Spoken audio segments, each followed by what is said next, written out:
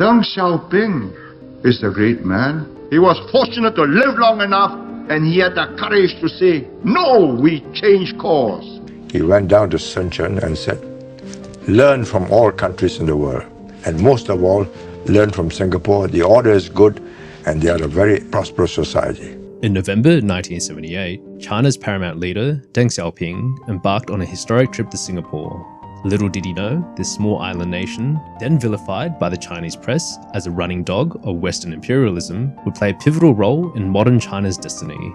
As the only other independent nation with an ethnic Chinese majority, its incredible success story, under the visionary leadership of Kuan Yew, resonated deeply with Deng, who was searching for a new path for his country after years of turmoil.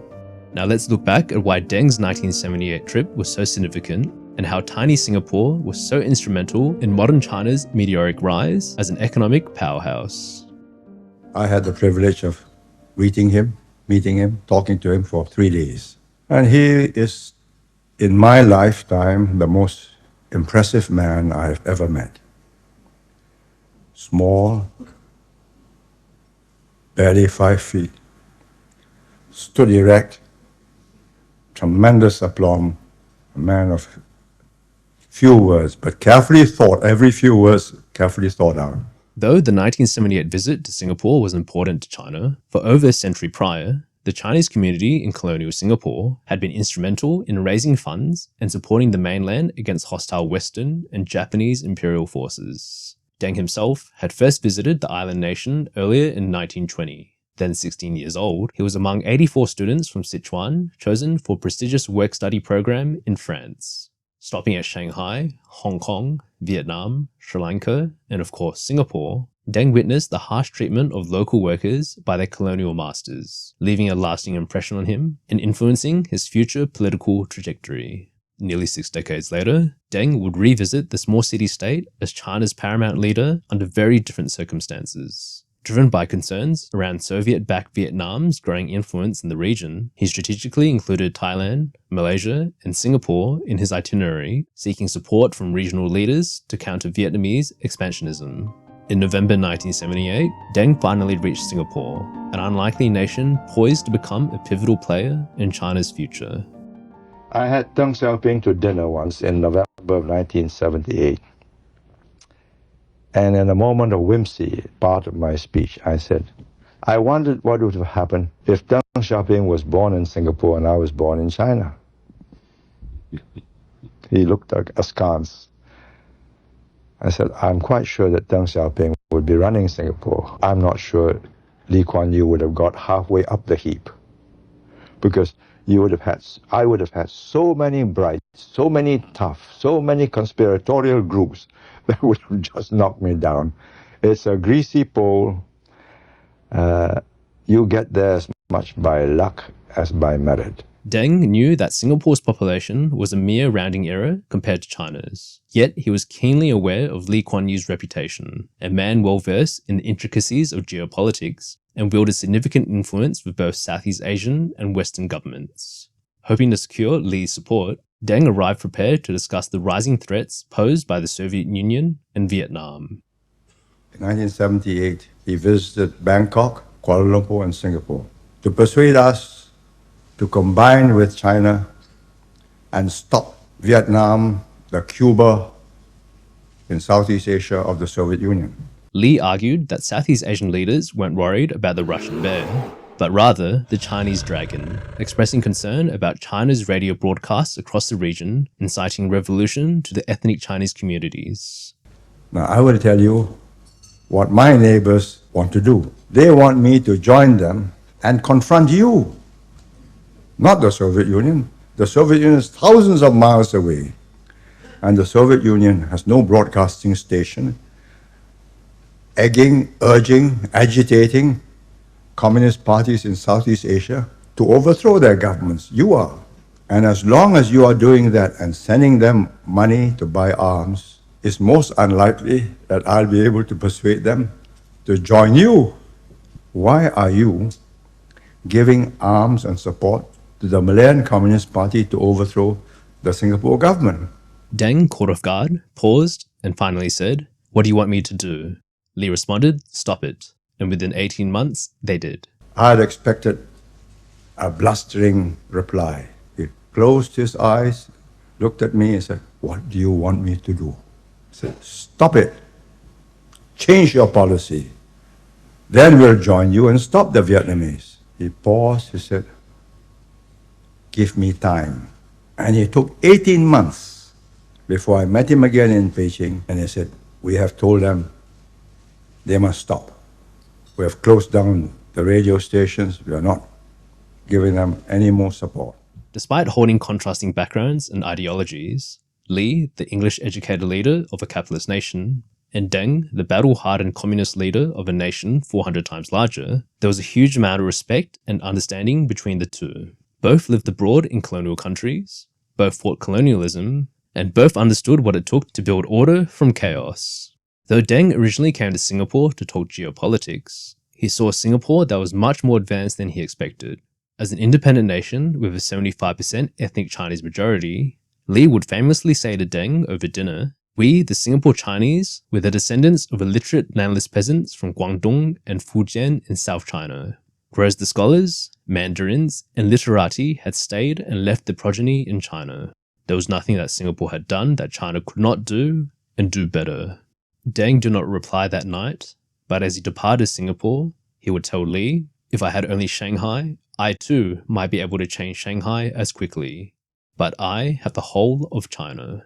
However, inspired by Singapore's economic success and ability to attract foreign capital, Deng would take up Lee on his challenge and open China through a series of reforms and policies that would uplift hundreds of millions of lives and set it on the path to become the world's second largest economy in 3 decades. Not long after returning, Deng would spearhead the creation of China's first 4 special economic zones in 1980, with overseas Chinese and foreigners flocking to these regions to invest and set up factories, including in the now booming Shenzhen.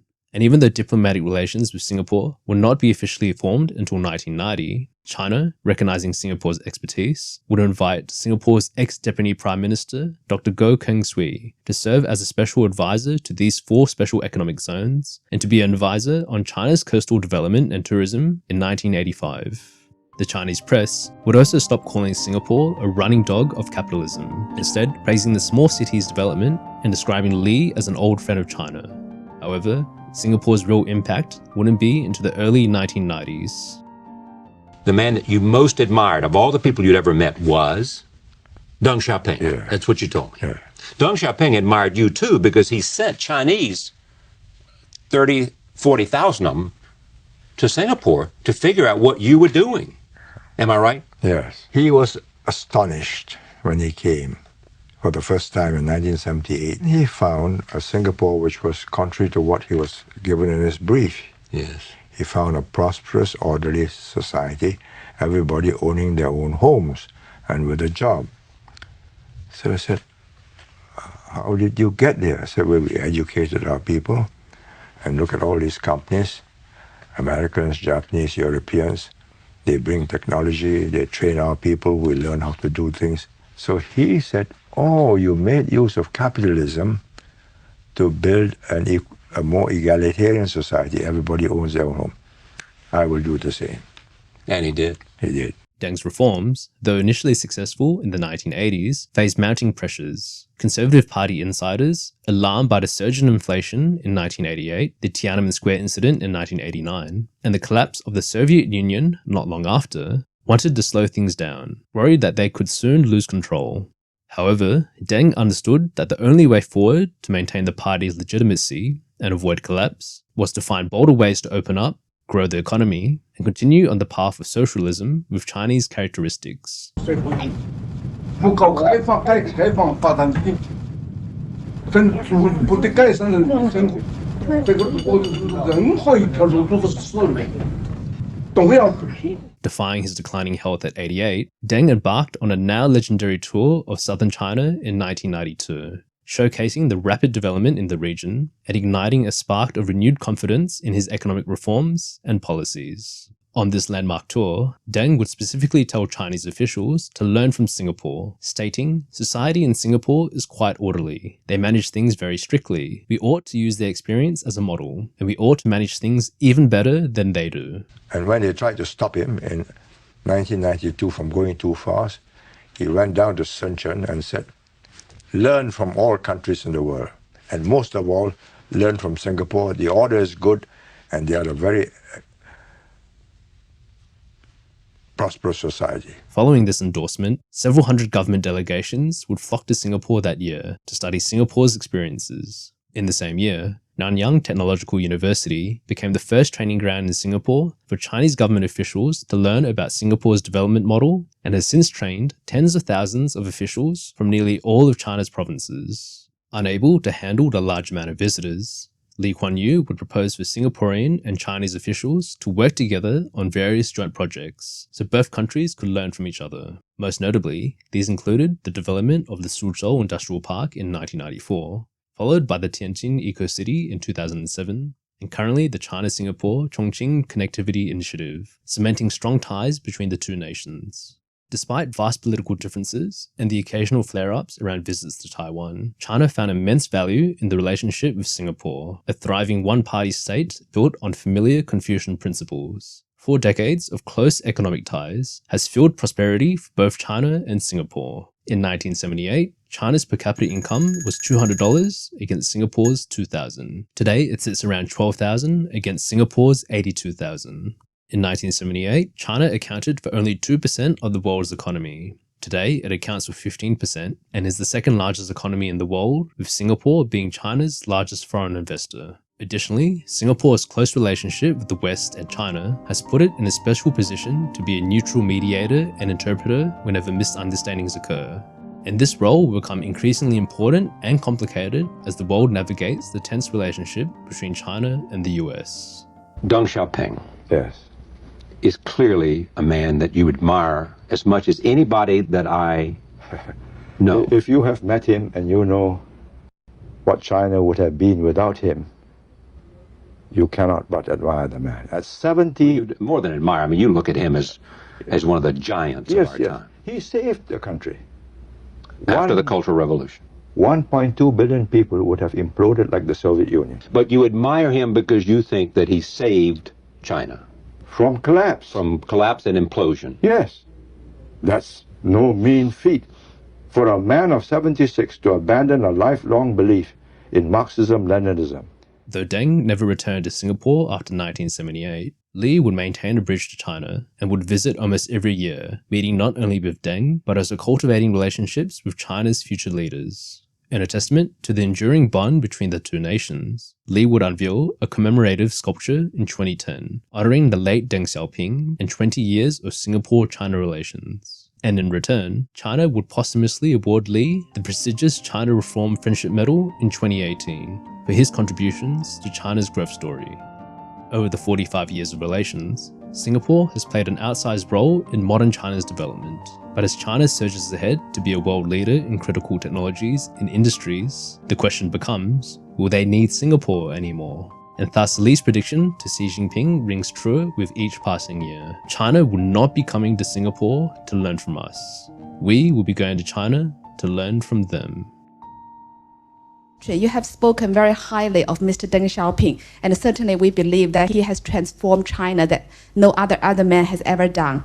But if you were in his position, would you have done anything different than what he has done for China? How can I answer that question? I was born in the wrong time.